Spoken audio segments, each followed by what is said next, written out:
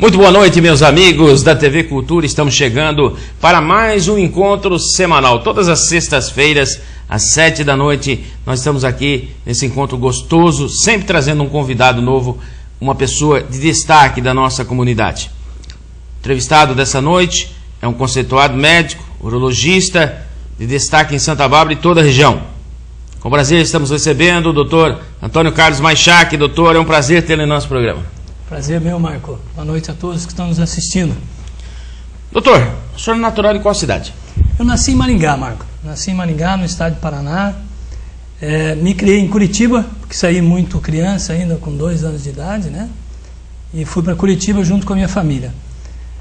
Em Curitiba fiquei até mais ou menos 14, 15 anos, que é uma fase de pré-estudo para a universidade. A partir desse momento eu me mudei para São Paulo, em busca dos estudos mesmo, né? E quando vim para Mogi Guaçu. Logo em seguida, com 16, 17 anos, já entrei na faculdade e aí já fui para Campinas, fiz meus estudos. Quando me formei, a minha opção foi vir para Santa Bárbara do Oeste. Família grande, muitos irmãos? Não, eu tenho 2 irmãs. 2 irmãs, são mais velhas que eu, sou o único homem na minha casa, né? Família Maichak é uma família do Paraná, então todos os Maichaks que a gente encontra aqui no interior de São Paulo faz parte da minha família, não tem como, né? Nós somos uma família pequena, nós somos migrantes poloneses, né? Meus avós já vieram da Polônia e quando vieram se instalaram em Curitiba. Curitiba hoje é a maior comunidade polonesa que existe no país. A infância, como que foi lá, doutor? Estudo?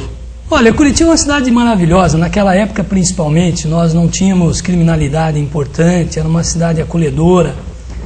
O paranaense, pela sua ascendência, ele tem uma educação muito forte. Então as pessoas naquela época se respeitavam muito, era muito respeito ao ser humano, ao próximo, uma religiosidade forte, né? Os alemães, os poloneses, os italianos têm essa parte assim de religião muito forte, de família, né? E eu criei nesse ambiente, um ambiente muito bom, muito favorável, né? Para mim foi muito bom porque a minha parte religiosa foi muito forte. Agora o senhor veio para Mogi Guaçu. Foi. Como que a medicina entrou na sua vida? Tem alguém já na família que é médico? Marco, ninguém. Você sabe que medicina não era nem como eu vou dizer para você, uma vontade. Eu acho que eu nasci médico, né? Isso veio desde da minha infância, eu acredito. Minha mãe sempre dizia que desde pequeno eu falava que queria ser médico. Qual o motivo? Eu não entendo. Mas eu sei que eu nunca me enxerguei de outra maneira. Eu sempre me enxerguei médico. Minha luta até chegar na medicina foi muito sacrificada. Eu vim de uma família muito pobre, muito humilde, e você sabe que estudo médico hoje no país é para quem tem condição ou para quem tem uma capacidade intelectual grande, né? E como eu não tinha nenhuma capacidade intelectual muito grande e também não tinha uma família com poder aquisitivo que me permitisse, eu tive que estudar bastante, batalhar muito, né? Mas graças a Deus, eu acho que era o meu destino mesmo. Acho que Deus, quando me colocou aqui, Ele falou, esse menino aqui vai ser médico. E aqui estou, né, Marco? E o senhor trabalhou em outros setores antes de se formar médico? Na verdade, a minha carreira foi um pouco difícil, né? Eu perdi meu pai muito jovem. E por conta de ter que trabalhar muito cedo, quando eu me formei no ensino médio, eu tinha 2 opções. Ou eu ia para um curso profissionalizante, que me permitisse trabalhar e depois conseguir aquilo que eu queria, que era a Universidade de Medicina, ou eu partiria para um cursinho, que é para me preparar, um cursinho pré-vestibular. Naquela época, as coisas eram um pouco diferentes de hoje. Nós tínhamos poucas universidades. E as universidades que tinham eram universidades muito boas, sejam elas do Estado ou do governo federal, ou mesmo aquelas particulares. Como eu queria isso de qualquer maneira, eu prestei o vestibular de uma maneira que eu pudesse ter um curso profissionalizante. Então eu entrei numa faculdade de enfermagem, eu fiz enfermagem e continuei estudando para fazer o vestibular de medicina. Lógico que se eu entrasse nesse meio de tempo, eu partiria para a medicina. E foi assim que as coisas aconteceram. A história, Marco, começou lá atrás. Quando eu estava no 5º ano do ensino fundamental, na 5ª série, eu já estava em Curitiba, e como eu te falei, a coisa era um pouco complicada, né? Então eu tive que sacrificar um pouco os meus estudos, porque numa das vindas para São Paulo, eu não tive a minha matrícula renovada. Então eu perdi uma vaga do Estado. E isso foi terrível. Eu tinha por volta de 11 anos de idade. Quando eu cheguei para estudar, o pessoal me avisou, viu, mas seu pai não renovou a sua matrícula aqui, então você tem que sair agora, você não tem mais a vaga. E aquilo foi um desespero para mim, porque o estudo era a única opção que eu tinha. Ah, Marco, Curitiba, cidade grande, um currículo debaixo do braço, eu fui batendo de porta em porta. Eu consegui uma escola particular. Só que o que aconteceu? Primeiro mês foi bem, no segundo já não deu, no terceiro aí eu comecei a ter problema. Porque eu não tinha como bancar esse estudo. Foi até então que uma irmã, uma freira, irmã Dolores, nunca mais me esqueço, ela falou, olha, você tem uma oportunidade aí na sua vida. O Jarbas Passarinho, na época, era ministro da Educação. E ele estava dando uma bolsa de estudo para cada estado, eram 2 bolsas. Quem passasse naquele concurso teria os estudos custeados para o resto da vida. Eu abracei isso como uma causa de vida. Passou o menino de Londrina em primeiro lugar e eu em segundo lugar. E a partir daí eu tive todos os meus estudos custeados. Então eu não tive medo de fazer universidade. Eu fiz 3 universidades e as 3 eu terminei. Enfermagem, biomedicina e medicina. Como que a urologia entrou na vida do senhor? A urologia foi uma coisa interessante. O senhor pensava já de imediato ser de jeito urologista, nenhum. não? Eu sabia, eu tinha uma única certeza que eu queria ser médico, né? E quando eu entrei na universidade, eu pensava em 2 especialidades básicas, que eram as coisas assim que, na minha inocência de estudo, me vislumbravam. Ou eu seria cardiologista ou eu seria oftalmologista. Só que quando você vai estudando, chega numa certa fase dos estudos, que você começa a passar nas várias clínicas. Então você vai para pneumologia, vai para reumato, vai para clínica médica, para cirurgia, urologia, dermato e tudo mais. Quando eu estava no 4º ano, eu tive a oportunidade de passar na área de dermatologia. Foi uma área assim que me encantou demais.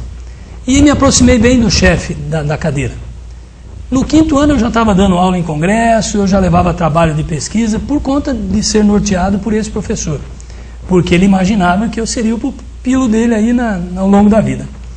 Até eu conhecer a urologia, Marco. Porque eu me encantava com a cirurgia. A cirurgia sempre me encantou.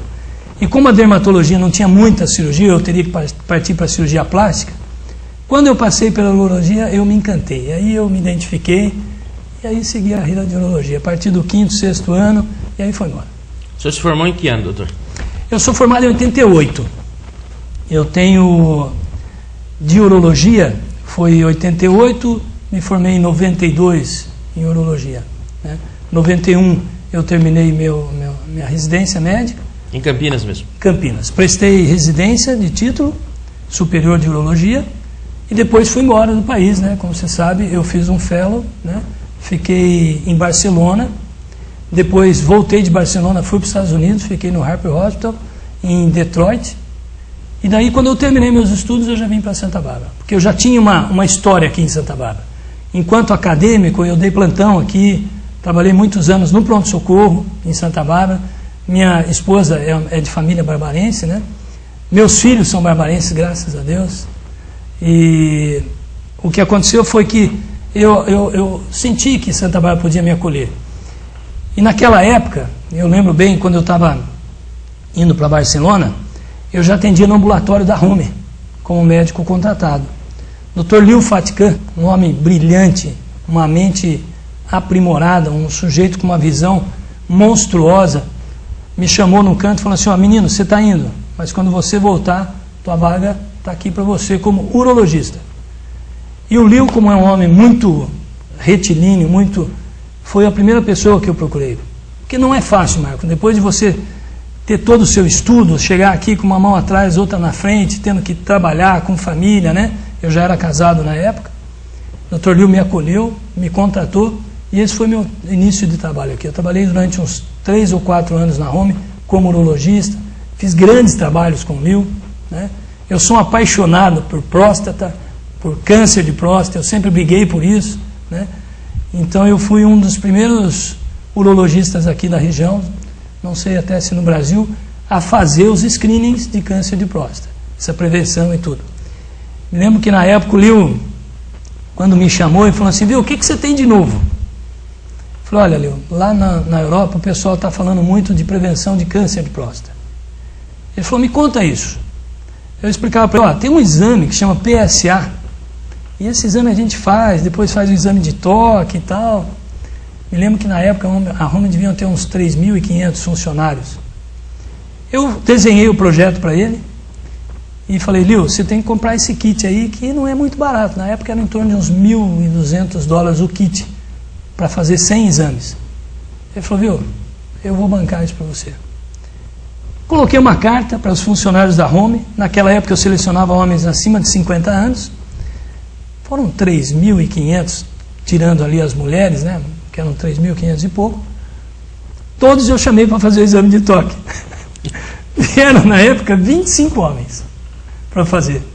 E eu me lembro que quando saí, né, que terminou o ambulatório da Home, infelizmente fechou, nós tínhamos o mesmo trabalho. A Home com bem menos funcionários, em torno de uns 800 funcionários. Eu tinha 500 homens na fila para fazer exame naquele ano. Então você vê que o conceito muda, né? É uma questão de você educar mesmo e mostrar o quanto que isso é importante. Confiança, né, doutor? É verdade. Mas foi uma bela época. Agora, como que foi o trabalho do senhor, a experiência de trabalhar em Barcelona e também nos Estados Unidos? Trabalhar fora do Brasil, foi um desafio? Eu acho que foi, Marcos. Sabe por quê? Na verdade, Barcelona é uma cidade bastante acolhedora, a gente tem facilidade com a língua, porém, lá as coisas eram muito difíceis. Naquela época, nós vivíamos aqui no Brasil uma época de uma inflação muito forte, um dólar muito alto, né? Eu peguei Barcelona pré-Olimpíada, então Barcelona estava se renovando. Locação de imóvel dentro da cidade de Barcelona era muito caro, porque eles estavam reservando para a época da Olimpíada, né? Eu cheguei um ano antes lá. Então, para mim, foi um tanto quanto difícil, porque era custo alto. Eu tinha uma bolsa de estudo, mas que não me bancava toda essa estrutura. Então, eu me preparei um pouquinho antes, fui guardando minha reserva para que quando eu